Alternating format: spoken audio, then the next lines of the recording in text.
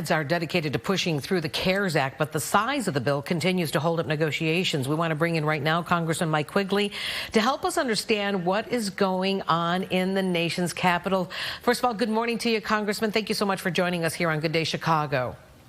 Glad to be back. Good morning. Good morning. So where do we stand on things with the stimulus package? A lot of people are very anxious right now.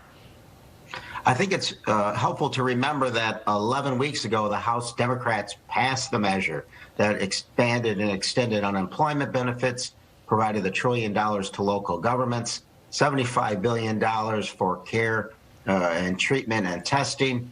And Mitch McConnell decided that last week they would put together a Republican proposal. So they're meeting every day. Speaker Pelosi gave us a report on the caucus call yesterday that was somewhat promising.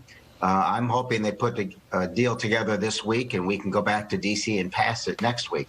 Obviously, everybody was hoping that that would have been passed before it expired. A lot of people waiting to see what's going to happen. What's holding this up, and what's it going to take to get this passed immediately? Because a lot of people are looking for this to save them. Sure, and that's why we acted 11 weeks ago. I think the differences are going to have to do with the amounts in question. Our efforts involve $600 expanded unemployment benefits continuing through January. Fed Chief Powell, President Trump's Fed chief, had promoted this, as well as extending the other stimulus programs already in our bill.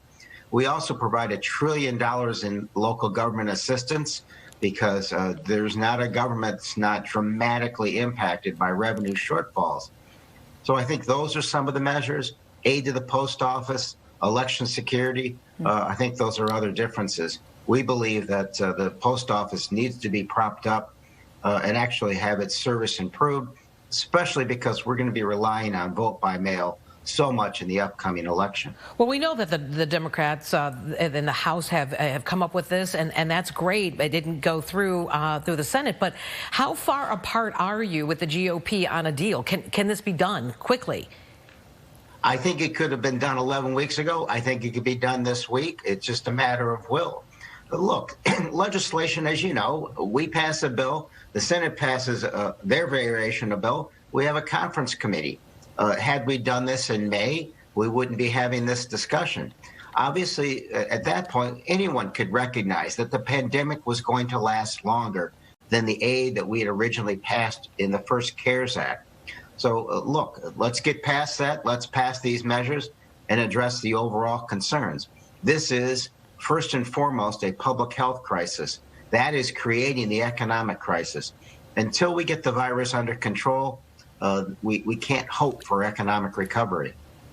Oh, you know, let's change gears here because there's been a lot of talk now about the upcoming election with mail-in balloting being questioned. How do you feel about how honest our election could be when we have our mail-in voting as a possibility? Look, there's a lot of states that's the primary method of voting. You're going to see record numbers of mail-in voting in Illinois. There is almost no evidence that it is used in a significant basis on a fraudulent basis. And I'll point to the fact that there are 16 members of the Trump administration that regularly use mail-in voting, including the President of the United States, his wife, the Vice President of the United States, and 13 others. So we have to get past this. We can't have the debacle, which was, for example, the Wisconsin primary, or in Georgia, where people really had a choice between exercising their right to vote and risking their lives. We've had elections during a civil war, during a world war. We can handle it during a pandemic. Never mind the fact this is probably the most important election of our lifetime. Well, Congressman Mike Quigley, thank you so much for joining us here this morning on Good Day Chicago and letting our viewers know what possibly we can expect with this stimulus package. Hopefully you guys can come to an agreement and we can get this back on track. We'll get there. Thank you. Thank you.